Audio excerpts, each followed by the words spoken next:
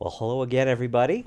I'm Bill Brenner from Cyber Risk Alliance, and we are continuing our live coverage from Black Hat USA 2023 here at Mandalay Bay.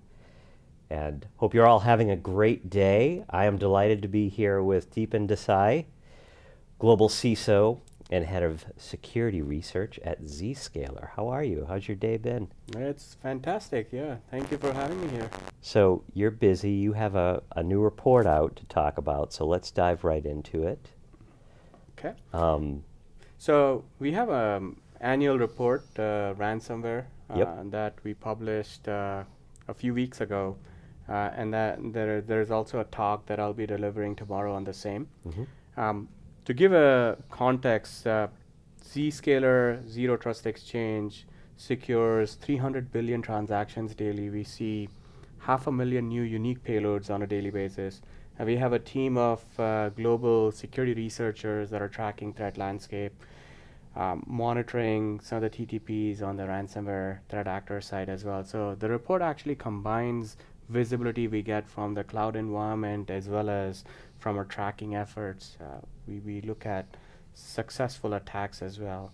And then what the team does is we dissect the findings by which industries are these folks going after, which regions are we seeing more successful attacks, what are some of the key trends.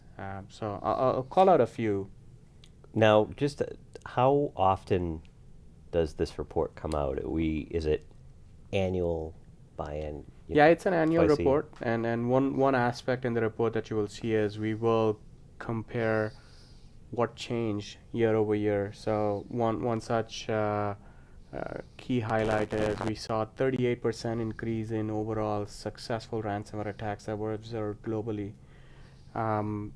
Manufacturing industry vertical was again the number one most targeted industry vertical, and this was same the year before as well. Yeah. And then United States was one of the most targeted country in terms of successful attacks. Yeah, it's really since the Colonial Pipeline attack, Yeah. it's become open season on the manufacturing Yes. and critical infrastructure and hybrids of those. So continuation of that. What do you attribute this Yeah. this, it seems like the never-ending spike, right? Right. Every time you come back to it. What are the key things that you attribute this to, the activity? Right. So look, a lot of these attacks, I often get asked, like, are they targeting a specific company? Right? These guys are very, very opportunistic. Ransomware attack doesn't start with a ransomware payload being delivered over email or that being the first stage payload. There is a chain of events that leads to a ransomware getting installed or dropped in your environment. It starts with stage one payload. It could start with a simple phishing attack where your user makes a mistake, clicks on a link, downloads something. That's basically the stage one malware. It could be a completely different malware family, but they're affiliated with this ransomware gang that basically hires or pays them to get access to the environment where they're able to pop in. Stage two is where they're moving inside the environment and establishing that network foothold. So now it's no longer one machine being impacted, but the entire environment going down. Then they're basically trying to get hold of the crown jewel applications in the environment and stealing data from there. So coming back to your question, a lot of the organizations realize that zero trust architecture is very, very important to defend against these multi-stage attacks, but everyone is at different stage of the journey. There are still a lot of organizations that use legacy stuff like VPN, for example. Once you VPN into an environment, you're on the network. It's like you said, open season. There's all the assets that you could reach out to. If there's an unpatched asset, then as long as that machine is able to reach that asset, they can exploit vulnerabilities as well at host level and then do further damage. So that's one of the reason. The other reason that we saw is these guys are also evolving their tactics. One such tactic that we saw was in last 6 to 9 months, we're seeing this increasing trend of encryption-less attacks, So they're not encrypting data, they're just stealing data. And I'm talking about large volume of data, terabytes, 20 plus terabyte data in many of the instances. And the reason they do that is you may have a lot of security controls that may be able to flag.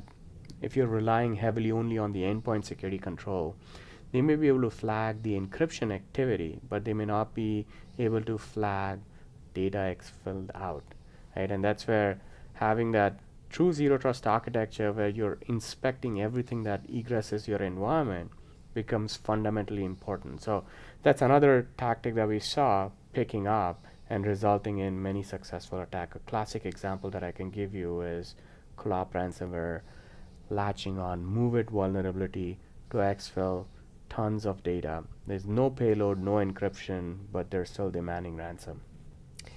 Now, we've talked about manufacturing being particularly hard hit this go around. Let's talk about geography. Where across the globe are you seeing the most concentrated attack activity? Yeah, United States number one by far, above any other places. But then there is also various other regions in Europe like UK, Germany, France. We also saw India being targeted. There are countries that are at the lower end of the spectrum, and they may be accidentally targeted in certain times. Like we saw Russia, we saw Ethiopia and a few other countries where they may accidentally hit an organization and then they will revert back because that's not their intended target. They will more than likely go after U.S. and EMEA-based organizations. And now, so that's the what's happening. Let's shift to best practices. Yeah. And by that I mean if you're a company and you're looking for ways to harden your company against these attacks and keeping them from succeeding, what should security professionals be keeping top of mind? Yeah. So look, I described how these are multi-stage attacks, and that's exactly how I look at it. Even when planning defense for my own environment as a CISO, when I speak to my peers as well at our customers, there are 4 distinct stages, right? So the stage number 1 is where they find you and they attack things that are exposed to the internet. So anything starting from VPN to your apps that are exposed to the internet, or even your end users that they're able to reach out to. So what can you do to reduce or hide your external attack surface as much as possible? That's number 1. Number 2 is, are you able to enforce consistent security policy no matter where your users are, whether they're home, whether they're traveling, whether they're at events like this, or whether they're in the office? It shouldn't be like, oh, when they're in the office, we do these 10 things, but when they're remote, we're only able to do these 5 things because of whatever compute constraints or how my tooling is configured. So that's where having a true cloud-native proxy-based architecture like Zscaler really helps, because security is essentially following the user rather than being confined to a corporate environment. The third aspect, and this is the most important one in the 4 stages, it's the difference between a single machine going down versus entire environment getting popped. What I mean by that is a user will make mistake. There may be an asset that gets accidentally exposed and it will get hit. The question you need to ask as an organization, as a CISO, is what is my blast radius from this point onward? Where can a bad guy get to if one of my employees' machine were to get compromised? That's what I call, how do I prevent and reduce that lateral propagation and that's fundamental piece of having a zero trust architecture where you do user to app segmentation, app to app segmentation, use advanced threat detection technologies like deception, app protection to reduce that blast radius, contain it to the user or device that makes the mistake.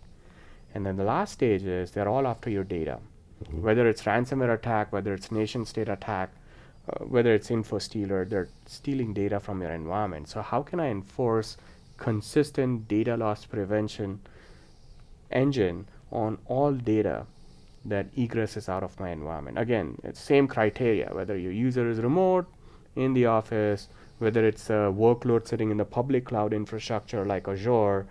I want that to go through my set of DLP rules to ensure none of the data that I care about leaks out. Good guidance. Thank you. So we're out of time for this one, but to learn much more about Zscaler, visit our website, securityweekly.com/Zscaler, BH as in Black Hat, and learn more. It's been a pleasure. Hope the rest of your week is successful, and Yeah, thank you. until next time. Until next time. Thank you.